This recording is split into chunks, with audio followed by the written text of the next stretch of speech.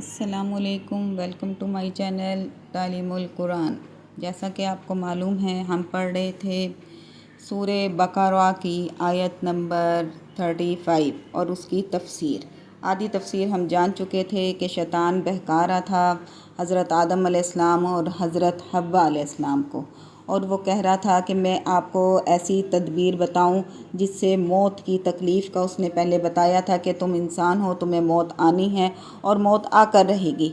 تو اس نے کہا کہ ایسی تدبیر بتاتا ہوں کہ تم موت سے نجات پا سکتے ہو۔ تو اس بات پر حضرت آدم علیہ السلام اور حضرت حوا انہوں نے کہا کہ بتائیں ذرا کیا تدبیر ہے۔ شیطان نے کہا میں تم کو ایک درخت کا پتہ بتاتا ہوں جس کا پھل کھانے سے ہرگز موت نہیں آئے گی اور تمہاری بادشاہی کبھی فنا نہیں ہوگی۔ تو انہوں نے کہا وہ درخت کون سا ہے؟ تو شیطان نے اسی درخت کا پتہ بتا دیا جس سے اللہ تعالیٰ نے ان کو منع کیا تھا۔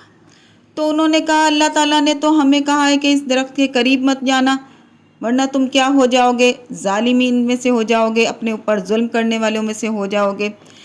تو اس واسطے اس درخت سے منع فرمایا ہے، اس کے پھل کھانے سے تم کو کچھ تکلیف پہنچے گی، بلکہ اس واسطے سے منع فرمایا ہے۔ شیطان کی یہ چال تھی، وہ ورغلانا شروع کیا کہ نہیں اس لیے نہیں بتایا، اس لیے منع نہیں کیا، اس لیے منع کیا ہے کہ تم کیا ہے، اس کا پھل کھانے سے فرشتوں کے مانند ہو جاؤ گے۔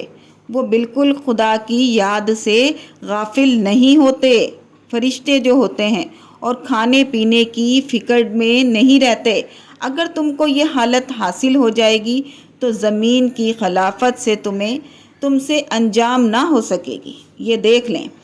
تو یہ بات حضرت آدم علیہ السلام کے خیال میں آ گئی اور ایسے اسباب جمع ہو گئے کہ اس درخت کے پھل کو کھانے پر مجبور ہو گئے، اور انہوں نے سمجھ لیا کہ اگر کھا لیں تو اس میں کوئی حرج نہیں۔ کیونکہ وہ یہ چاہتے تھے کہ ہم بھی دن رات اللہ کی عبادت کرتے رہیں، اللہ کی عبادت میں مشغول رہیں، ہمیں کبھی موت نہ آئے۔